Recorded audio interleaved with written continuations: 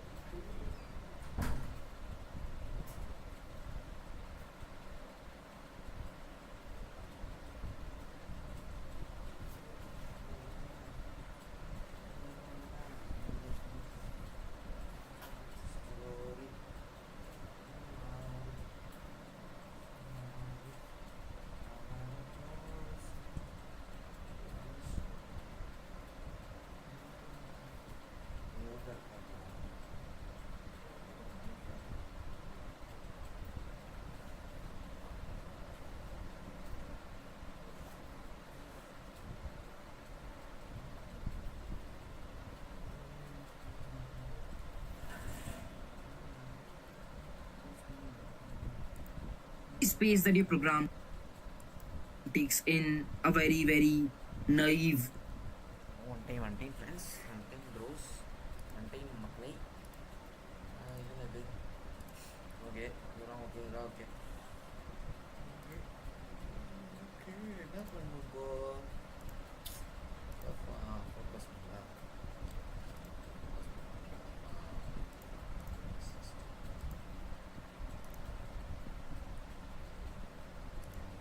term. When I talk about memory space, again, it will vary from machine to machine. So you cannot be dependent on the machine. And that is why, again, in order to complete space complexity, we will be using the BIGO notation again. So BIGO notation is kind of very, very important. In all the interviews, BIGO in terms of time, BIGO in terms of the space. So we'll again be using BIGO notation, and you know the reasons why not in terms of KB, MB, GB, etc. So what is exactly the definition of space complexity? It is nothing but auxiliary space plus input space. What is auxiliary space? The space that you take to solve the problem. The space that you take to solve the problem. Input space, the space that you take to store the problem. Space that you take to store the input rather, not the problem. So let's give a very, very small example in order to explain what is auxiliary space and what is the input space. So I'll write a very, very small thing. Imagine I'm taking an input of A and B. in Java you know how to take it, and in C++ you know. So I'm assuming I'm taking an input of A. So I'm not writing any syntax because then it'll be C++ or Java specific. I just want you to learn pseudocode and the logic. So imagine I give an input to variable A. Imagine I give an input to variable B. And I'm saying C equal to A plus B. Now I'm saying C equal to A plus B. So the auxiliary space that you're using is an extra C variable. This is the auxiliary space. Why? Because you're using a C variable in order to solve the problem. Hey, you cannot use that, is okay. But I'm saying if you use any extra variable or extra space to solve the problem, that is what you refer as auxiliary space. What about the input space? This is 1 and this is 1. So both of these can be referred as input space, whereas this can be referred as auxiliary space. And combined, I can say this is the space complexity, or I can say bgo of 3 over here, because you're using 3 different variables. You can convert them into bytes. If you're taking an integer, you can convert them into bytes. I am not concerned about this. In an interview, you will have to say it in terms of bgo of something, not in terms of bytes, kb, mb. So for an example, if I define an array of size n, it means I'm consuming bgo of n size or n space complexity. So in an interview, if you are solving a problem which uses an array of size n, you say bgo of n is the space complexity that I am using. As simple as that. Now, a thing that I want to highlight over here is, if you're doing space complexity, a lot of times it will happen is, imagine you're given an input to A, imagine you're given an input to B, and the task is to add both the numbers. A lot of people say, I'll do this, B equal to A plus B. So the summation of A plus B will be stored in B, and I'll not be using the third variable. It is okay to do. It is okay. But this is something you should avoid. It takes lesser space, but in an interview, the interviewer will say this method is not done. Why is it not done? Just think in perspective of software engineering. Imagine you are writing a code for a big MNC, and they're giving you some data. They've given you some set of data, and they want you to do something on that data. And you're like, you manipulate the data. Over here, you change the data. You changed B. This is why never ever do anything on the input. Very, very crucial rule in interviews. Never do anything to the input unless the interviewer sees anything to the input, because data should not be touched. You can do whatever you wish by taking the data, but you cannot do on the data, because if you manipulate the data, it has an issue, because in software engineering that data might be used in some other place. So never ever manipulate data. This might save you a bit of space, but the interviewer will end up rejecting you, because this is a very, very bad practice. So never ever do anything to the input given. Always take extra variables, extra array, extra matrix. It might be tempting that if you use the same input variables, you will end up taking lesser space, but it's not a big concern. If you're using bgo of n space, like if 2n is used by taking an extra array, it is okay. This is okay. No one is going to reject you if you're using bgo of 2n instead of bgo of n. If the interviewer specifically says, do it on the input, then you can use them. Otherwise, do not. And you can tell that to the interviewer. You can explain that I do not want to tamper with the data. That is why I'm taking an extra variable in order to solve this problem. Keep this in mind forever. So this was about the high-level idea about space complexity and the practices you should follow. Regarding the in-depth knowledge, when we solve different problems on different data structures, you will see how I'll be explaining space complexity in depth, because the more problems you solve, the space complexity gets into your head in a much, much better way. I learned that ChatGPT works best with detailed prompts, but I hate typing them. So instead, I dictate them using WhisperFlow. So before ending up this lecture, in case you are into competitive programming, then remember one thing. Over there, you do not run your codes on your MacBook or your Windows. Whatever code you write, you send it to the server. So there is a server. You send it to the server. Everyone sends to the same server. And these servers in competitive programming, or let's say you're using Lead Code, or let's say Code Studio, or let's say GFG, any platform if you're using, they have their servers. And most of the servers take 1 second for 10 to the power 8 operations. Remember this. Most of the servers take 1 second for roughly 10 to the power 8 operation. Might be 10 to the power 8 plus something, might be 10 to the power 8 minus something. But roughly it is 10 to the power 8 operations is what you can execute in 1 second on the server. Most of the servers are relatively the same. And if they're saying 2 seconds, it doesn't mean 10 to the power 16. It doesn't. It means 2 into 10 to the power 8 operations. If they're saying 5 seconds, it means 5 into 10 to the power 8 operations. Do not do 10 to the power 8 to the power. Do not. A lot of people do that. Okay. So this is something just keep in your mind, because a lot of times you will see time limit 1 second. They'll write it. They'll write it in your let's say coding round that the time limit given to you is 1 second. Where you should analyze that the time complexity of your snippet of the code or your entire code should be roughly big O of 10 to the power 8 operations. If in a coding round they are stating time limit 1 second, it means roughly when you compute the time complexity of your code, avoiding constants, avoiding lower values, it should be big O of 10 to the power 8 operations. So with this, I will be completing the step 1.1. Guys, I hope you have understood everything over here. And the next lecture will be about do all these patterns. Yes, I'll be doing all of these patterns, each of 22 of them in the next lecture. Just in case you have understood time complexity and space complexity in depth, we have a ritual on Take You Forward on every lecture. If you understand everything, right at the end of the lecture, you drop a comment, understood, in the comment section, so that I get that belief that you guys are understanding. I get that motivation that I come back and record these videos. So please do consider. Everyone, welcome back to the channel. I hope you guys are doing extremely well. So this is another lecture of the Strivers A to Z DSA course. And in the previous lectures, we have completed step 1.1. So we'll be starting off with step 1.2. And this is nothing but do all these patterns. So you can see that this page contains all the... எல்லாம் இப்போதைக்கு பண்ண முடியாது.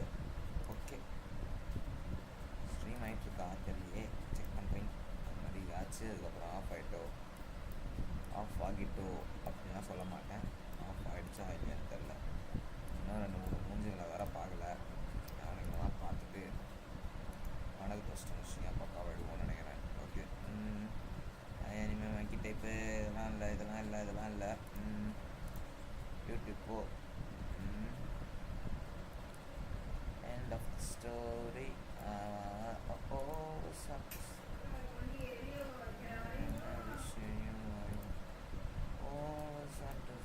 Okay.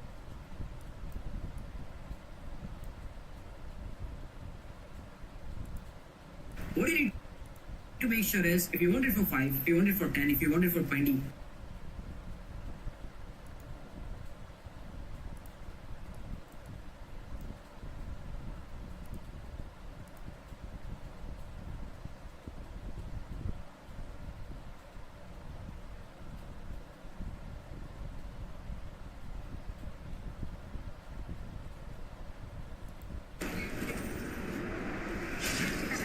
நான் ஃபஸ்ட்லேருந்து இதை start ஆகுதா இல்லை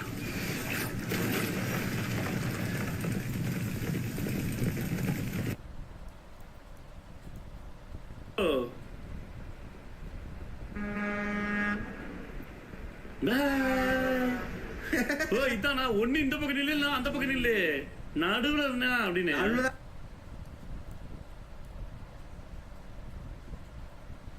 Alright, I don't have time for this.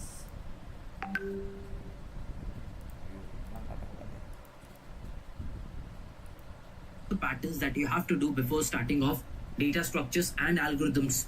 Now, when I talk about patterns, why are they important in order to start off with DSA? Whenever I talk about DSA, whatever topic, be it dynamic programming, graphs, trees, arrays, binary search, one thing is common in them. That is the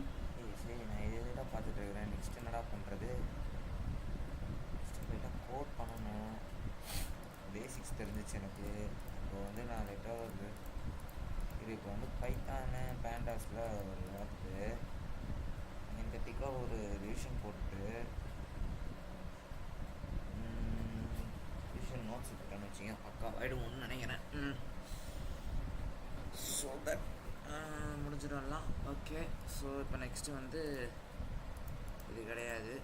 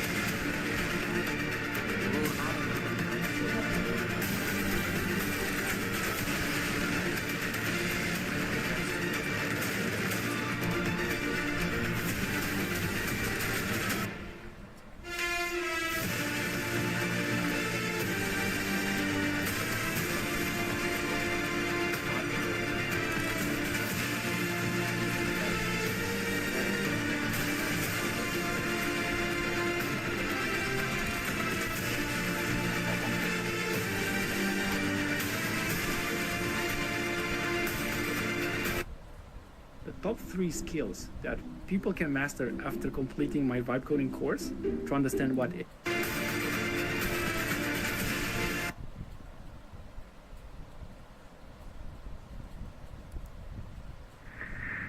Thank you very much. This is big. The United States Armed Forces conducted an extraordinary military operation in the capital of Venezuela. Venezuela's capital city has been jolted awake in the dead of night. America has taken control over Venezuela, and Donald Trump has declared that America will now rule over Venezuela. U.S. Delta forces slipped into the home of dictator Nicolas Maduro. The United States hit Venezuela with a large-scale strike early Saturday and said its president, Nicolas Maduro, had been captured and flown out of the country. Good night. Happy New Year. Now, if you think this is just another geopolitical conflict, you are in for a massive shock. You see, Donald Trump has officially said that he attacked Venezuela because of drugs,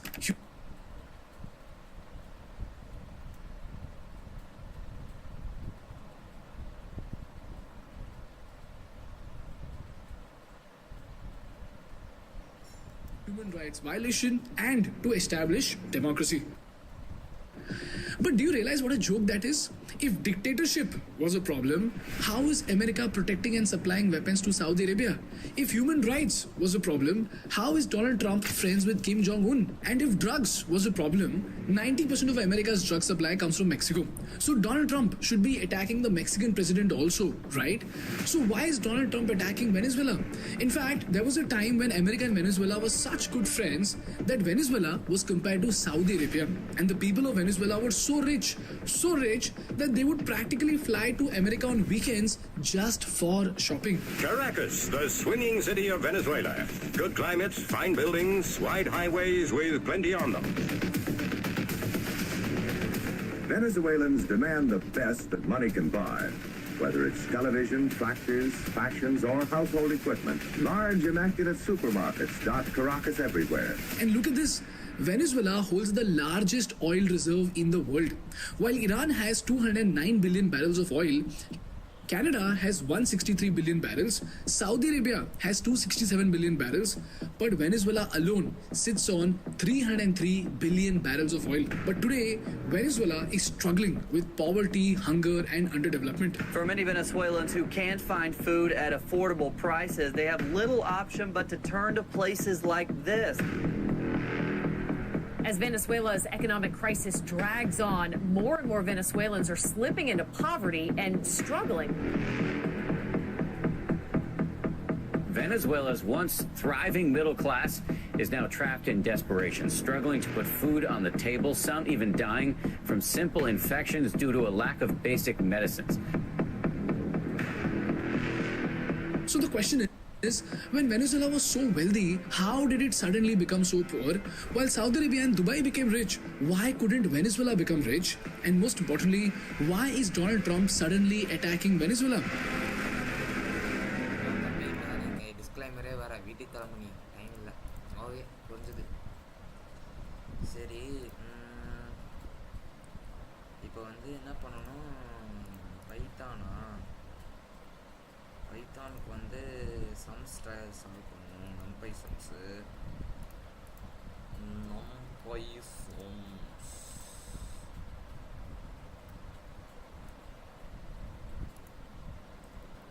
numpy type shit sums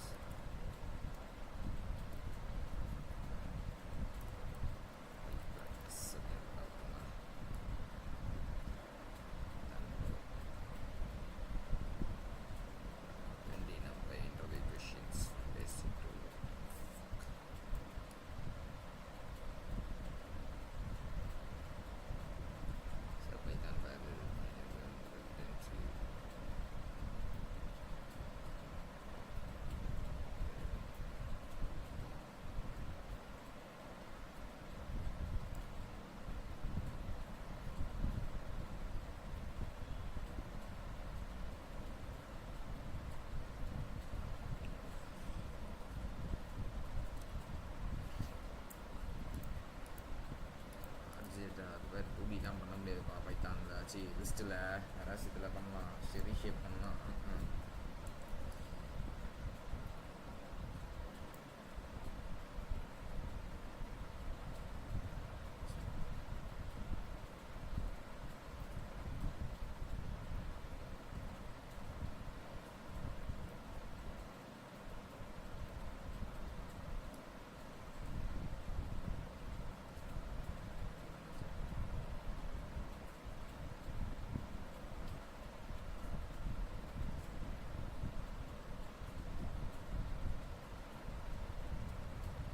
dot shape dot size போ reshape பண்ணுறதுக்கு dot ரீஷேப்பு arrange பண்ணுறது reshape போட்டு வந்து இது ஃபுல்லாக இருக்கா இது வந்து 2 of 3ன்னு சொல்லிட்டோன்னா 2 காலம் 3 இதுன்னு வச்சுட்டோம் 3 காலம் 2 ரோன்னு வச்சு 3 காலம் 2 ரோன்னு 2 ரோ 3 காலம் 3 ரோ 2 காலம் 3 ரோ 2 காலம் புரியுதா intermediate how do you create an array of all zeros or all ones dot 0 dot 1s substitute போட்டுருக்கோம் dot 1s arrange இல்லை dot 0s arr equal to arr dot 1s அப்படின்னு போட்டுருக்கோம்னா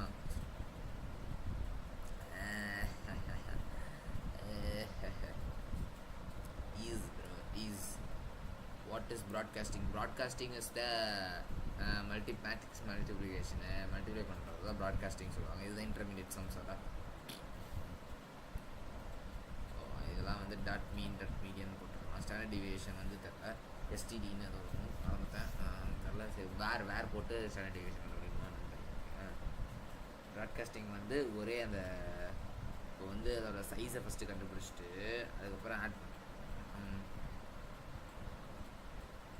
both are compatible shapes அப்படி சொல்லணுமா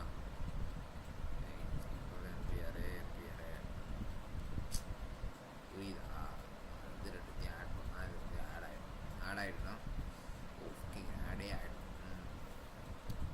do you find the mean, median, standard mean வந்து mean dot mean first இது என்னடா இதெல்லாம் நான் இன்டர்மீடியட்னு கிடைக்க 3 இது இருக்கும் அப்படின்னு சொல்லிட்டு போயிட்டே இருக்கலாமேடா. This story always sought to sting you and I wish you were here. Always sought to leave you, but how can we utilize numpy to quickly query our numerical data and perform actions based on the your numerical data can be stored in the numpy store பண்ணிட்டு and perform actions based on boolean statement.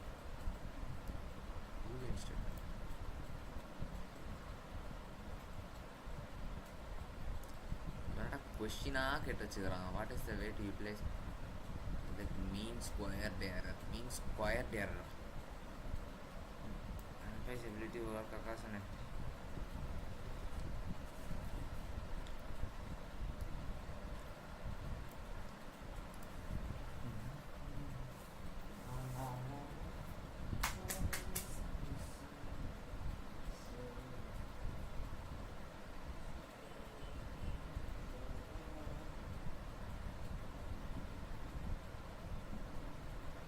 Okay.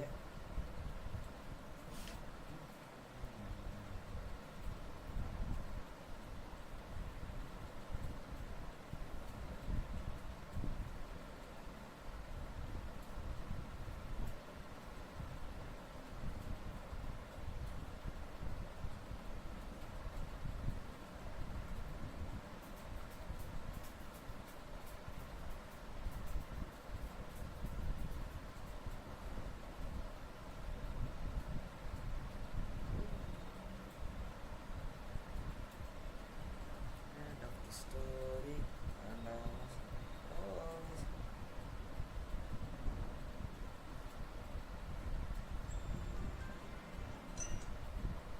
the way Millie would know out.